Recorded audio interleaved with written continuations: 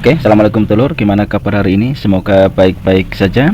Untuk kali ini kita menampilkan partai pengorbanan menteri yang dilakukan oleh Michael Tal melawan Nonim, gitu aja kita sebutkannya. Michael Tal memegang putih, sementara Nonim ini memegang hitam. Oke, kita langsung aja ke langkah yang pertama. E4, C5, kuda F3, pion E6, pion D4, pertukaran pion di fase awal ini. Bagaimana reaksi dari hitam? Pertukaran diterima, terus dilanjutkan dengan kuda menghantam pion D4, lalu dilanjutkan dengan pion hitam maju ke A6, gajah masuk ke D3 untuk persiapan rokade. Kelihatannya dari sini. Kita lanjutkan dulu. Kuda hitam masuk ke D7, ini tujuannya kelihatannya mau mengarah ke G6, lalu ke F4 atau ke H4. Kuda putih masuk ke C3, kuda hitam masuk ke C6, ini terjadi pertemuan kuda. Maka bagaimana reaksi Michael Tal? Kuda putih mundur ke B3 untuk menjaga jarak seperti awal rencana tadi.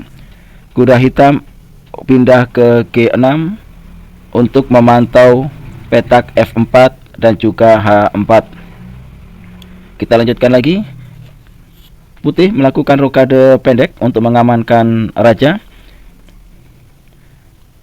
Pion hitam masuk ke B5 ya. Ini untuk membantu penyerangan. Gajah ke E3. Hitam menyodorkan sedikit pion D6. Michael Tal maju dengan pion F4. Nah, ini awal dari baku hantam itu nantinya. Kalau kita lihat di D6 dengan E6 bertemu dengan E4 maupun F4. Gajah hitam ke E2, ini kelihatannya hitam mau mengadakan rokade pendek ya. Michael Tal dengan menteri masuk ke H5, ini jelas tujuannya adalah mengawasi raja hitam dan sekaligus mencegah hitam supaya tidak rokade pendek. Karena kalau kita lihat ini sudah mulai kosong ya, sudah ditinggal oleh kuda, sudah ditinggal oleh gajah. Ini artinya peluang rokade sangat besar. Maka dari itu Michael Tal menempatkan menterinya ada di sektor itu. Gajah pindah ke F6, ini tujuannya untuk mengamati kuda yang ada di C3, karena ini kuda ini sangat strategis ya. Lalu bagaimana reaksi dari Michael Tal? Tidak digubris. Benteng A1 pindah ke D1. Oke. Kuda C3 dipantai oleh gajah hitam, lalu gajah C3 dipantai kembali oleh pion ya. Jadi di sini Michael Tal memiliki dua pion yang tertumpuk di lajur C, yaitu C2 dan C3. Kita lanjutkan. Menteri bergeser tempat duduknya ke arah C7. Ini kalau kita lihat kemungkinan nanti akan mengawasi H2 ya, karena di sini sudah raja sudah rokade pendek. Benteng masuk ke D2, maju sedikit ya. Ini tidak menutup kemungkinan akan ditumpuk ke F, atau justru F yang akan pindah ke D1 sehingga terjadi tumpuk benteng ke lajur D. Ini nanti kita lihat perkembangannya. Kita lihat aja. Kuda C6 pindah ke E7.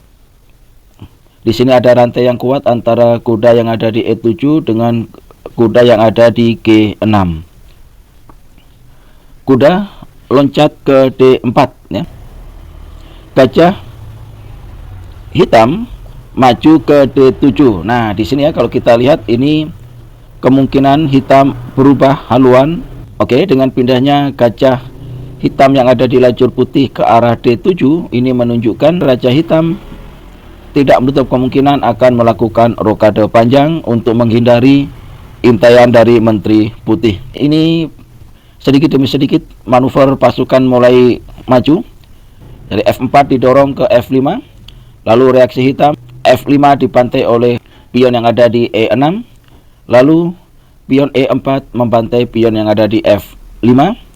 Dengan begitu maka kuda yang ada di G6 ini terancam oleh pion putih, harus berpindah posisi ke arah E5. Kita lihat kelanjutannya bagaimana. Ini langkah yang strategis yang benar-benar di luar dugaan dan membuat rencana hitam harus diubah. Langkah strategis apakah itu? Ada yang tahu? Ya, kita langsung kuda masuk ke E6. Kuda ini tentunya menakut-nakuti menteri hitam yang ada di C7 dan sekaligus membidik pion yang ada di G7. Dengan begitu maka pertahanan hitam semakin amburadul, gitu ya. Oke, kita lanjutkan lagi. Langsung dipantai oleh gajah ke arah E6. Kenapa kok gajah? Ya karena kalau pion jelas nggak mungkin ya, karena sudah dipin oleh menteri putih yang dari tadi, gitu ya. Michael menghabisi gajah yang ada di E6 dan kita lihat ada pion yang sangat lemah di sini, pion F7, karena diawasi oleh putih E6, pion putih E6, menteri H5 dan juga benteng F1. Oke. Lalu bagaimana reaksi dari hitam? Ini adalah langkah yang blunder. Kita lihat langkah apakah itu, pion G6. Kenapa kok blunder? Karena kalau kita lihat ya, memang ini menutup pion lemah di sini yang ada di F7 tadi. Tapi dengan menutup kondisi seperti ini, dengan adanya menutup ke G6 ini, maka ada bagian yang terbuka, yaitu kotak hitam ya. Oke, jadi ada kotak hitam yang terbuka. Maka dari itu di sini langkah strategis dan langkah cerdas sekaligus pengorbanan yang luar biasa dilakukan oleh Michael. Apa kira-kira, ada yang tahu?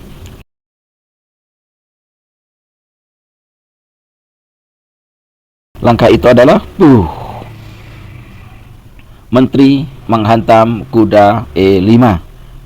Ini menteri ini dikorbankan sekaligus untuk mempermudah menggait atau mendapatkan pion F7 ini. Wah, ini sangat berani sekali ya. Kita lanjutkan langkah berikutnya. Apa kira-kira? Ya jelas, menteri harus dibantai, gitu ya. Kalau tidak dibantai tentunya akan menghantam benteng dan seterusnya, ini terlalu berbahaya. Oke, lalu bagaimana langkah strategis berikutnya? Ini sebagai langkah penghujungnya, skak pion E6 membantai pion F7 skak, dan ini langkah raja. Ini langkah yang sebenarnya raja mengarahkan ke F8. Oke, langkah sebenarnya adalah raja ke arah F8 dan oleh Michael langsung ditutup dengan langkah gajah ke H6 dan mati, gitu ya. Oke, jadi hitam pun mati. Nah, ini kalau seandainya misalnya kita mencoba, kalau seandainya skak seperti ini, terus putih tidak ke arah F8 tapi mungkin sebaliknya, misalnya ke arah D8, bagaimana? Ini kocar kacir ya. Kok bisa kocar kacir? Ya, promosi menjadi menteri, maka skak dibantai oleh benteng membantai oleh benteng ya. Jadi benteng F1 membantai benteng F8 skak, maka mau nggak mau raja harus naik. Dan di sini benteng yang ada di F8 langsung membantai benteng yang ada di F1. Dan posisi ini sangat tidak menguntungkan. Kenapa kok sangat tidak menguntungkan? Ya, posisi ini sangat tidak menguntungkan karena ingat ya, ini raja yang ada di lajur D di open oleh benteng yang ada di lajur D2. Dan ini artinya gajah yang ada di D3 ini siap melanglang buana kemana saja. Terus yang kedua, benteng yang ada di A8 ini bisa melanjutkan sedikit ke arah A7, mengopen menteri dengan raja. Atau kalau nggak gitu, mungkin kalau seandainya menteri pindah, maka bisa menghantam ke A6. Oke, atau kita lihat simulasinya ya. Ini langkah simulasi aja. Kita lanjutkan, misalnya menteri mengamankan diri, maka tetap saja kita lanjutkan skak. Oke, ini skaknya double ya. Skak double, jadi skak gajah dan juga skak benteng. Itu artinya raja harus menghindar. Ketika raja menghindar, kemanapun perginya, biar ke sini pasti satu-satunya jalan, atau ke sini. Ya, kemanapun dia pergi, kita lihat misalnya kita ambil salah satu contoh ke arah E6, maka di sini udah menteri kena, gitu ya. Udah, ini lebih berantakan lagi. Oke. Ya, mungkin untuk sementara itu saja dulu ya. Oke, terima kasih atas perhatian ya. Assalamualaikum warahmatullahi wabarakatuh.